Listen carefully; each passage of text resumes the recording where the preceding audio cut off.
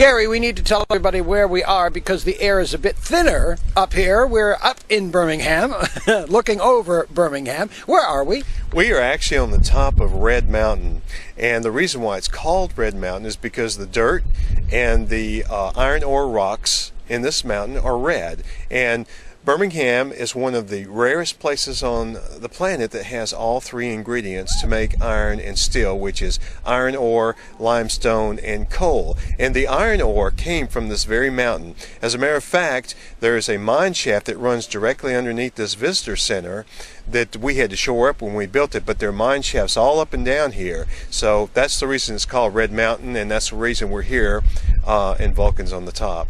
Now, Vulcan, we must talk about Vulcan, a huge statue that you can see from just about anywhere in the city.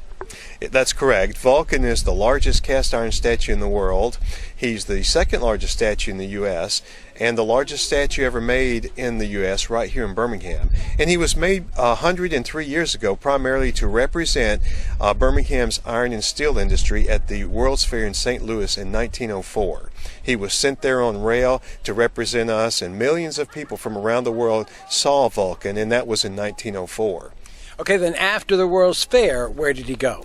Well, he was brought back to Birmingham on rail, and the city of Birmingham didn't exactly have a place for him, so they put him out at the fairgrounds, which is a few miles from here, and he stayed there unassembled for a decade or two, and then all of a sudden the city leaders decide, you know what, we need to put Vulcan on a pedestal because he represents a lot of working people. So they stopped mining the ore up here on this mountain in 1924, and in 1936 they built the pedestal and put him up here on this mountain as a visitor center.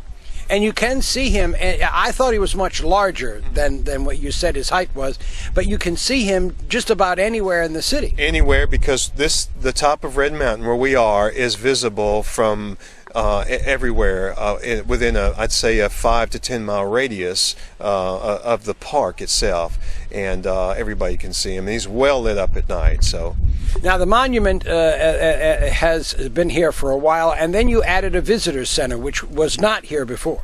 That's correct. The monument was here, built in 1936. The pedestal, as a matter of fact, the pedestal was built by the WPA Works Progress Administration, and in 1999 the city of Birmingham closed the park because the statue was starting to deteriorate and cracking, and it was becoming a liability. So we closed the park, and we raised $14 million to not only restore the statue to its historical significance, but to build a visitor center to tell the story about Vulcan, because in the past people would come up here and they'd see the statue and didn't exactly know why he was here. Okay, so why is he here? Well, he's here so we can he's here to represent our past, Birmingham's past, that we were a big iron and steel city in the early part of the century, the 20th century, and he's historical, you know, showing all of our who we were. The strength of the city. The strength. Mm-hmm. Mm-hmm. Okay, now I noticed at the top, or just below him, there's a walkway around it. That's correct. We have a observation deck up at the top, primarily to get a glimpse of Vulcan at a closer look, because we're down here, and also you could see the city all around. So, what will we see in the museum that you have right here? The museum actually goes back, it tells the story of Birmingham. It goes back about 100 years. It shows how iron and steel is made. It takes you through the different decades of Birmingham. It goes through the 1920s, the 1930s. It shows the Depression era of Birmingham, and it even goes into the 1960s during the Civil Rights era. So we planned it to show what Birmingham was like 100 years ago and what it is like today. We're no longer known as an iron and steel city. However, we do still produce a lot of iron and steel, but that is not our main economy at this point. I noticed it's getting into medical and business. Exactly.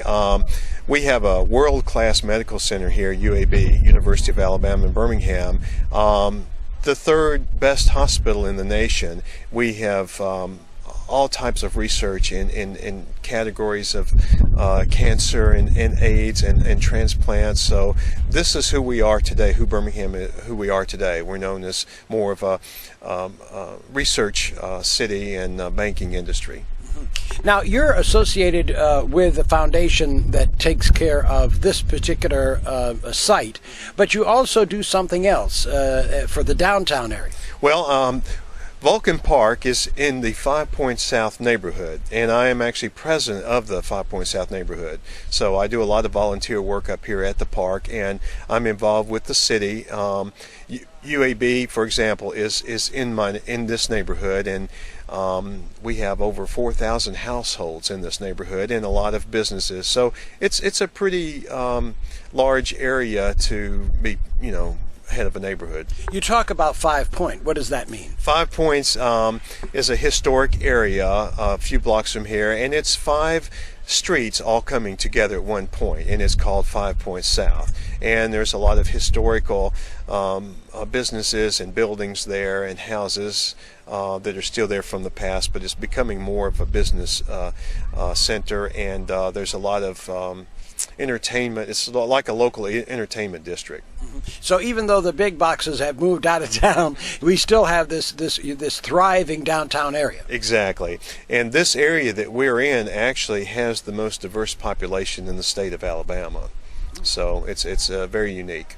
How do we find out more information on Vulcan Park? Well, you can go to the internet and go to vulcanpark.org. And there's a lot of information there about the park and the statue. Thank you, Gary. You're welcome.